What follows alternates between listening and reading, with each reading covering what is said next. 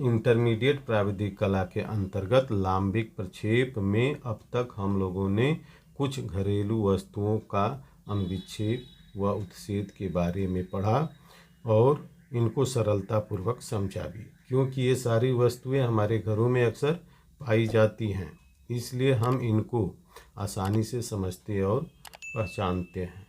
इनसे संबंधित प्रश्न भी परीक्षा में पूछे जाते हैं, लेकिन कुछ प्रश्न ठोस ज्यामितीय आकारों से भी होते हैं। प्रायः छात्रों को इन ज्यामितीय आकारों को लेकर भ्रम पैदा होता रहता है।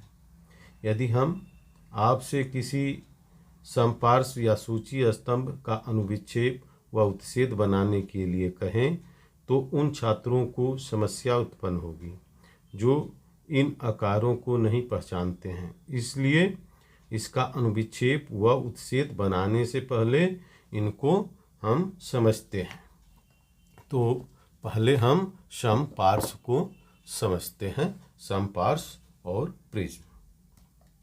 समपार्श्व क्या होते हैं? समपार्श्व उस ठोस को कहते हैं जिनके पार्श्व आयताकार हों तथा दोनों सिरे इंड्स त्रिभुजाकार, वर्गाकार, पंचभुजाकार या आदि यानी कोई भी और भी बहुभुज के हों।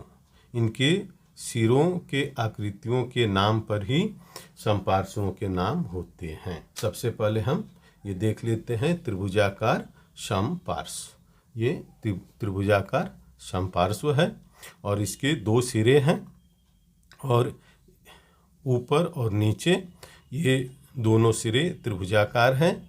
इन्हीं सिरों के नाम से इसको कहा जाएगा त्रिभुजाकार समपार्श्व। और इसमें 3 आयताकार फलक होते हैं। अब इसके बाद हम घन को समझते हैं। ये भी एक समपार्श्व है। ये इसके सभी फलक वर्गाकार होते हैं, एक ऊपर और एक नीचे और 4 इस तरीके से इसके साइड में। अब इसके बाद है वर्गाकार समपार्श्व। ये देख सकते हैं कि जैसा कि बताया गया है कि इसके दोनों सिरों ऊपर और नीचों से ही इसका नाम से हम जानते हैं। तो नीचे भी वर्ग है और ऊपर भी वर्ग है, नीचे भी वर्ग है और 4 आयताकार इसके फलक हैं, इसलिए इसको वर्गाकार समपार्श्व कहेंगे। और इसको हम खोल दें इस तरीके से तो ये जो है आयताकार, क्योंकि अब एक नीचे आयत और एक ऊपर आयत बन रहा है, इसलिए इसको आयताकार समपार्श्व कहा जाएगा। अब पंचभुजाकार समपार्श्व को देख लेते हैं। पंचभुजाकार समपार्श्व में ऊपर पंचभुज है और नीचे भी पंचभुज है और इसके 5 आयताकार फलक होंगे।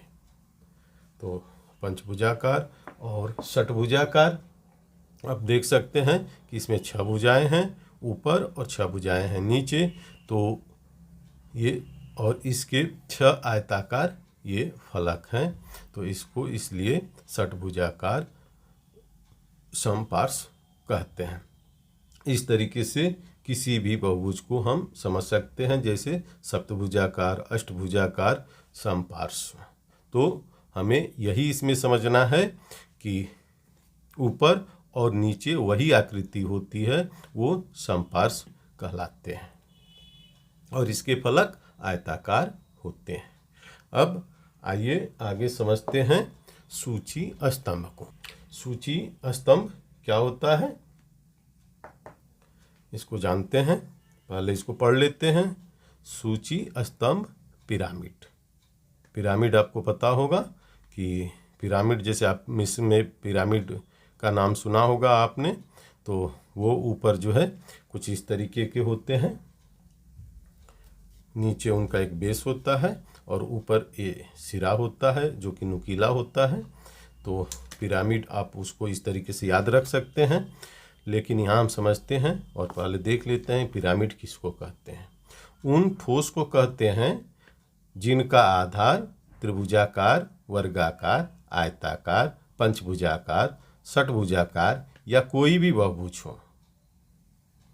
इनके पार्श्व साइड फेस त्रिभुजाकार फलक होते हैं। इन फलकों के शीर्ष एक बिंदु पर मिलते हैं जिसे शिरोबिंदु कहते हैं। सूची स्तंभ के नाम उनके आधार के अनुसार ही रखे जाते हैं। अब यहाँ देख सकते हैं कि त्रिभुजाकार सूची स्तंभ, वर्गाकार सूची स्तंभ, पंचभुजाकार सूची स्तंभ और षटभुजाकार या आगे और भी सप्तभुजाकार, अष्टभुजाकार सूची स्तंभ हो सकते हैं। तो इसको आइए हम समझ लेते हैं कि कह रहा है कि उन ठोस को कहते हैं जिनका आधार त्रिभुजाकार, वर्गाकार, आयताकार, पंचभुजाकार होते हैं। तो आधार, ये नीचे के बेस को हम आधार कहेंगे। तो ये जो है आप देख सकते हैं कि ये अलग अलग आप देख सकते हैं कि ये आधार, अब ये त्रिभुजाकार है, ये वर्गाकार है, ये पंचभुजाकार है। तो इसके आधार तो इस तरीके के होते हैं और इसके जो फलक होते हैं कैसे होते हैं। अब ये त्रिभुजाकार होते हैं, इसमें 3 फलक है और ये नीचे वर्ग है तो इसमें इसके जो है 4 त्रिभुजाकार फलक हैं। अब ये पंचभुज है तो इसमें 5 त्रिभुजाकार फलक है और ये सारे फलक एक बिंदु पर जाकर मिलते हैं, इसको शिरोबिंदु कहते हैं। अब सूची स्तंभ के नाम उनके आधार के अनुसार ही रखे जाते हैं। तो अब देखिए इसका आधार क्या है, त्रिभुजाकार है, तो इसको हम इसीलिए त्रिभुजाकार सूची स्तंभ कहते हैं। अब इसको देख लेते हैं, वर्गाकार सूची स्तंभ। इसका आधार वर्ग की आकृति है और ये 4 त्रिभुजाकार इसके पार्श्व हैं और ये एक बिंदु पर जाकर मिल गए हैं, तो इसलिए ये वर्गाकार सूची स्तंभ कहलाएगा। अब इसको देख लेते हैं। इसका आधार पंचभुज है और इसमें 5 त्रिभुज की इधर साइड में आकृति है और ये मिल गई है, तो इसलिए इसको हम पंचभुजाकार सूची स्तंभ यानी पंचभुजाकार पिरामिड इसको हम कहेंगे। अब इसी तरीके से हम षटभुजाकार को देख करके समझ सकते हैं कि इसको षटभुजाकार सूची स्तंभ कहेंगे। क्यों कहेंगे? क्योंकि आधार इसका षटभुज है और इसमें 6 त्रिभुज है, इसके जो फलक हैं 6 हैं, त्रिभुजाकार हैं। ये सप्तभुजाकार है कहलाएगा सूची स्तंभ और ये अष्टभुजाकार सूची स्तंभ कहलाएगा। तो अब हम सूची स्तंभ और समपार्श्व के अंतर को समझ चुके हैं। अब आइए इसके आगे देखते हैं और कौन सी आकृति होती है। गोला, आप गेंद से खेलते होंगे तो इसका जो पृष्ठ होता है हमेशा वक्र होता है, कहीं ये सीधा नहीं होता है। तो वक्र पृष्ठ को ये गोला होता है, इसको गोला कहते हैं। इसको तो पहचानते होंगे आप आसानी से। अब बेलन, इसको सिलेंडर कहते हैं। अब बेलन में क्या है, इसका ऊपर सिरा जो है वृत्ताकार है और नीचे भी वृत्ताकार सिरा है। इसका फलक वक्राकार है, इसको चारों तरफ ये मुड़ा हुआ है। तो और आगे हम शंकु, कोण, इस आकृति से तो आप भली बात परिचित होंगे। नीचे वृत्त है और ऊपर जो है एक सिरा है। इस आकृति को आप देख सकते हैं जैसे जोकर की टोपी या आइसक्रीम का कोन। तो शंकु को आप समझ गए होंगे। अब इन आकृतियों को समझना आवश्यक है क्योंकि अनुविक्षेप और उत्छेद बनाने के लिए इन्हीं आकृतियों में से किसी आकृति को कहेगा। यदि इन आकृतियों को आप समझते हैं और पहचानते हैं तो तुरंत प्रश्न को समझेंगे और उसको हल करना शुरू कर देंगे। यदि इन आकृतियों में आपको कोई भ्रम है तो प्रश्न को समझने में हमेशा समस्या ही उत्पन्न होती रहेगी। तो इसको आप पहले इस वीडियो को पूरी तरीके से देखिए, समझिए और इसका नाम, सारे समपार्श्व और सूची स्तंभ का नाम और चित्र अपने कॉपी पर बनाइए और लिखिए, जिससे कि ये इसके बीच में अंतर समझ में आ जाए। अब थोड़ा और बात कर लेते हैं इसके आगे। अब इन ठोसों के फलक, कोर, शीर्ष, सिरा आदि को समझ लेते हैं कि इनके फलक, कोर और सिरा कैसे होते हैं और क्यों कहा जाता है इन्हें। सबसे पहले हम घन की आकृति को लेते हैं। इस घन को लेते हैं। इसमें सबसे पहले हम फलक देखते हैं। फलक या सतह या फेस किसको कहते हैं। तो इसमें हम देख सकते हैं कि एक घन में 6 फलक होते हैं। ये जो एक वर्गाकार जो आकृति है, इसको इसमें फलक कहेंगे। तो इस तरह की आकृति आप देखेंगे तो एक ऊपर और एक नीचे है और 4 साइड में है। तो ये कुल 6 होते हैं घन में फलक। अब समझते हैं कोर, किनारा। कोर या किनारा किसको कहते हैं। 2 सतह या फलक आपस में जहाँ पर मिलते हैं उसको कोर या किनारा कहते हैं।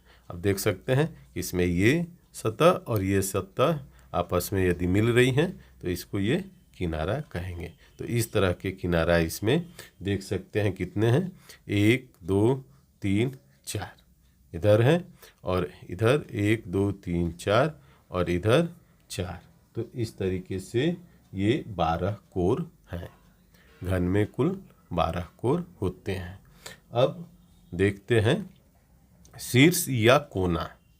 तो शीर्ष या कोना, तो आप इसमें कोना ये देख सकते हैं, इसको कोना कहेंगे या शीर्ष कहेंगे। तो इसको जहाँ 3 सतह आपस में आकर मिल जाते हैं वहाँ शीर्ष बनता है।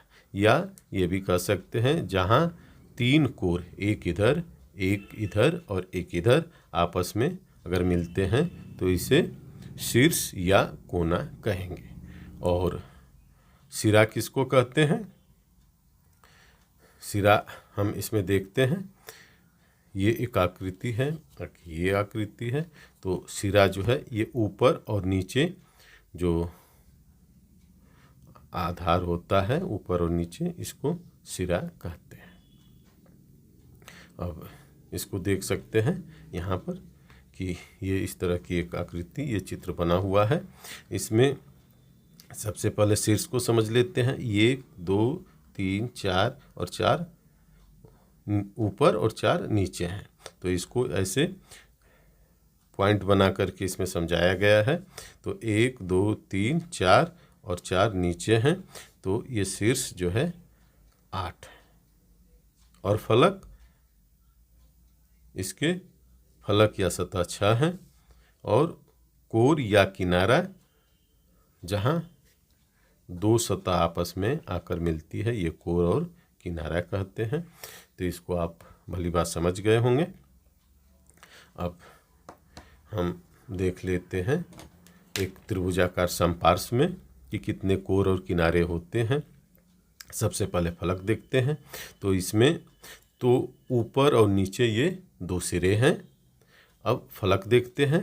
इसमें 1 2 3 आयताकार फलक है और इसका कोर या किनारा, तो ये आयताकार फलक और ये आयताकार जहाँ फलक मिले तो ये कोर हो गया।